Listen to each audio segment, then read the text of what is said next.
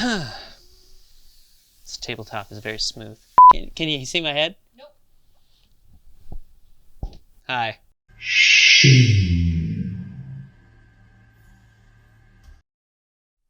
Hi everybody, Francois from Homeport here. Just wanted to take a minute to make this video explaining how to do cold brew coffee and what you'll need to do cold brew coffee, especially if you're having to do it from home. The first thing that I brought out here is the Toddy cold brew system. They've been making these for a very, very long time. This is the way my dad used to do cold brew back when I was a little kid. Which was about 25 years ago.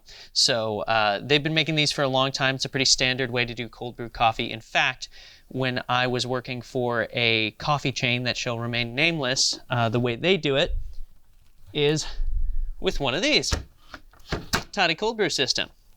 And so the cold brew system comes with a glass carafe, lid, the brew bucket with the handle, 2 filters, and a little cork plug to keep the coffee inside while it's brewing.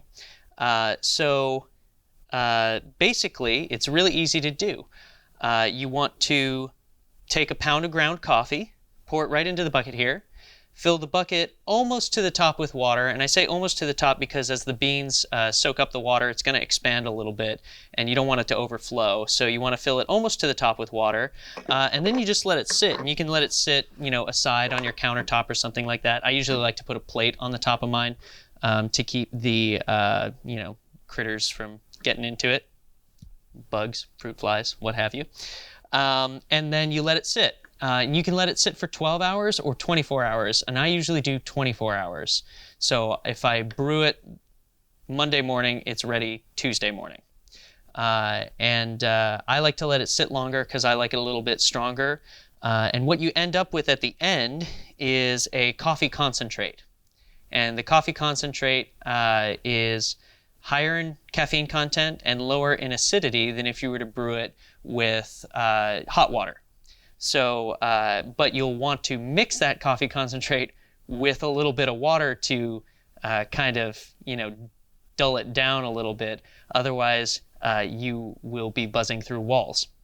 So the recipe, I think, in the Toddy system recommends that you mix it with 2 parts water to 1 part coffee concentrate.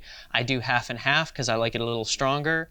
The coffee concentrate stays good in the fridge for up to 2 weeks. So you can brew a big batch, and because it's, if you're doing it half and half, you get double what this carafe fills. It lasts you quite a while. And if you're doing it for 2 people, you might have to brew 2 or 3 times a week to do that. We also have here the OXO cold brew system. Haven't used this one personally, but it's kind of it's a fancier version of the same thing.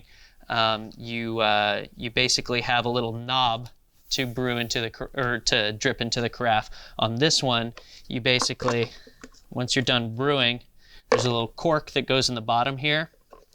And when you're done letting it brew, you would just kind of hold it over here, pull the cork out, and set it on top and let it drain down. On this one, you can let it brew, and then you just turn the knob, and it all trickles down into your carafe. So that's kind of it's a little less messy and a little bit more of an elegant solution for that. And then, if you don't want to spend any money on a cold brew system, you don't need to. If you already have a French press, what you can do is you can take this French press and you just do the same thing. You do the regular amount of coffee beans that you would normally do in a French press, pour it to the top with water, let it sit for 24 hours, and then when you're done, you would just take this guy, push it to the bottom, pour off the coffee concentrate, and then you have, albeit a smaller batch, but a batch of cold brew coffee that you can use for up to 2 weeks. In addition to being able to drink it on ice, you can also mix it with water and heat it up in the microwave, or some people like to do it on the stovetop and drink it hot too, and that's really good because you're getting a higher caffeine, lower acid content hot coffee as well. So, like a lot of people like to do that just because it makes your coffee taste better.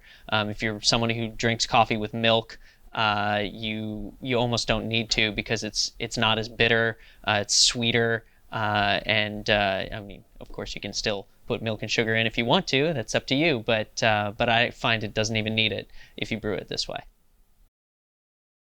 Thanks for watching.